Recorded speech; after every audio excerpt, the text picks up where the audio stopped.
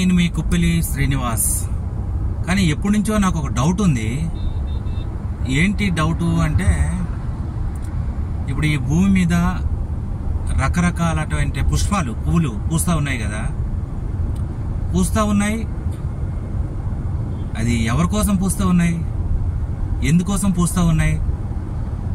రకరకాల పుష్పాలు అంటే ఎవరికి సంతోషం ఇవ్వడానికి పూస్తూ ఉన్నాయి. నాకు అర్థం కాని ప్రశ్న. అలాగే పోనీ అవి చూసి ఆనందిస్తానయా లేదా అది మనకు తెలియదు, కానీ మనకు మాత్రం ఆనందాన్ని ఇస్తూ ఉన్నాయి కదా.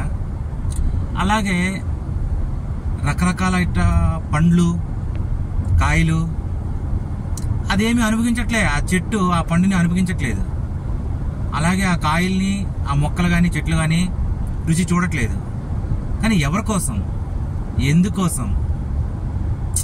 అంతు చిక్కని ప్రశ్న. మీకేమైనా తెలుసా? తెలిస్తే చెప్తారా? రంగురంగుల పుష్పాలు ఎవరిని ఆకర్షించడానికి ఈ భూమి మీద ఉన్నాయి. ఎవరి కడుపు నింపడానికి రకరకాల పండ్లు, కాయలు ఉన్నాయి. ఇది మనుషుల కోసమా కాదా? ఎవరి కోసం, ఎందుకోసం? నా డౌట్లన్నీ ఇలాగే ఉంటాయి. దయచేసి please comment me. Thank you.